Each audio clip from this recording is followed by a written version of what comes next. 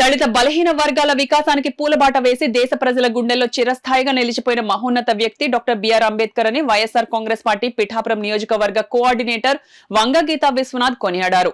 Doctor BR Ambedkar 68వ వర్ధంతిని పిఠాపురంలో వంగగీతా విశ్వనాథ్ నేతృత్వంలో ఘనంగా జరిపి నివాళులు అర్పించారు. ముందుగా పిఠాపురం మహారాజకోట ఆవరణలో గల వైసీపీ కార్యాలయంలో డాక్టర్ బిఆర్ అంబేద్కర్ చిత్రపటానికి వంగగీతా విశ్వనాథ్ నాయకులు కార్యకర్తలు పూలమాలలు వేసి ఘనంగా నివాళులు అర్పించారు. అనంతరం పిఠాపురం పట్టణం రథాలపేట వద్ద గల బిఆర్ అంబేద్కర్ విగ్రహానికి కూడా పూలమాలలు వేసి ఘనంగా నివాళులు అర్పించి జోహార్లు పలికారు.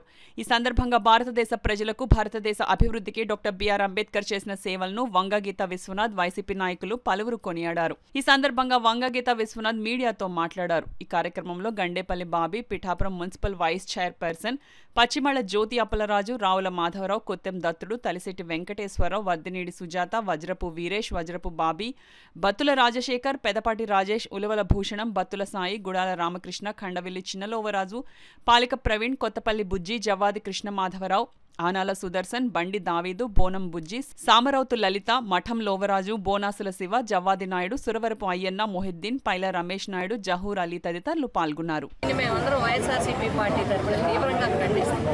రాజ్యాంగం ఏం చెప్తుంది? న్యాయం చేయమని చెప్తుంది, సమన్యాయం పాటించమని చెప్తుంది, అన్యాయం జరిగిన వారికి న్యాయం అయ్యే విధంగా చేయమని చెప్తుంది, అన్యాయం చేసిన వారిని తీవ్రంగా శిక్షించమని చెప్తుంది. కానీ ఇక్కడ వ్యతిరేకంగా జరుగుతున్న పరిస్థితులు మనకి ఇప్పుడు కనపడతా ఉంటాయి. ఎందుకంటే ఈ మధ్యకాలంలో ఈ 4-5 నెలల్లోనే మహిళల మీద హత్యలు, అత్యాచారాలు, తీవ్రమైన దాడులు, ఎన్నో వందల కేసులు వస్తున్నా కూడా ఇంకా ప్రభుత్వాలు పట్టించుకోని పరిస్థితులు, అలా మహిళల భద్రతని భయాందోళనలో పెట్టిన పరిస్థితులు. అంతేకాకుండా సోషల్ మీడియా పేరుతో ఎవరైతే ఉత్సాహంగా ఉన్నారో వాళ్ళ మీద తప్పుడు కేసులు, నిజమైన కేసులు అంటే పర్వాలేదు, తప్పుడు కేసులు పెట్టి వారిని రోజుల తరబడి జైల్లో పెట్టి, అంతేకాదు ఒక్కొక్క స్థానంలో తనున్న స్థానంలోనూ తనకు తెలిసిన స్థానంలోనూ కాదు, ఎక్కడో వేరే జిల్లాల్లో కూడా ఒకళ్ళ మీద కేసులు పెట్టి అంటే ఇబ్బందులు పెట్టడానికి, ఆందోళనకు గురి చేయడానికి, ఇవన్నీ కూడా అంబేద్కర్ గారు ఆశయాలకు అనుగుణంగా నడిచే ప్రభుత్వం కాదు అనేది మనకు తెలుస్తాం. కాబట్టి ప్రభుత్వాన్ని కూడా కోరుతున్నాం, అంబేద్కర్ గారికి నివాళులు అర్పించడమే కాదు, ఆయన ఆశయాల సాధనకు అనుగుణంగా మన అందరం కూడా నడవాల్సిన అవసరం, ఆయన ఆలోచన విధానానికి అనుగుణంగా ఈరోజు ప్రభుత్వాలు నడిపించాల్సిన అవసరం. వైఎస్ జగన్మోహన్ రెడ్డి గారు ముఖ్యమంత్రిగా ఉన్నప్పుడు దేశంలో ఎవరూ చేయనట్టుగా అందరికీ కూడా ఇర్రెస్పెక్ట్ ఆఫ్ పార్టీ, ఇర్రెస్పెక్ట్ ఆఫ్ క్యాస్ట్, అందరికీ కూడా పేదలందరినీ కూడా అంబేద్కర్ గారి ఆలోచనలకు అనుగుణంగా ప్రభుత్వాన్ని నడిపించడం జరిగింది. ఇప్పుడు కూడా అలాగే చేయాలి.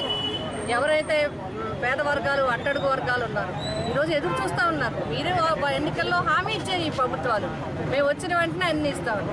పేద వర్గాలకి అమ్మఒడి లేదు, పేద వర్గాలకి పథకాలు లేవు, పేద వర్గాలకి ఇబ్బందులు ఉన్నాయి. ఒక పక్క రైతులు చూస్తే వాళ్ళకి ధాన్యానికి ధర లేదు, ఒక పక్క దళితులకి ఇప్పుడు నిన్న దళితులకి ఇచ్చే కరెంటు 200 రూపాయల కరెంటు కూడా పూర్తిగా తీసేసే పరిస్థితులు వచ్చింది. ఇవన్నీ చూస్తున్నట్టయితే విధానం ఇక్కడ చెప్పే మాట ఒకటి, చేసే పని ఒకటి కింద కనపడతాం. కాబట్టి అట్లా కాకుండా మేము అంబేద్కర్ గారికి నివాళులు అర్పించి వారి సమక్షం నుండి మేము కోరుతా ఉన్నాం, ఈ ప్రభుత్వాలు ప్రజలకు అనుకూలంగా పరిపాలించాలి, ప్రజా ఆశయాలకు అనుగుణంగా, ప్రజల ఆలోచనలకు అనుకూలంగా పరిపాలించాలని చెప్పి, ఆ విధంగా జరగనందుకు మేమందరూ కూడా వైఎస్ఆర్సీపీ పార్టీ పిఠాపురం నియోజకవర్గంలో తీవ్రంగా నిరసన తెలియజేస్తూ మరొకసారి బాబాసాహెబ్ అంబేద్కర్ గారికి హృదయపూర్వకంగా మేమందరం కూడా నివాళులు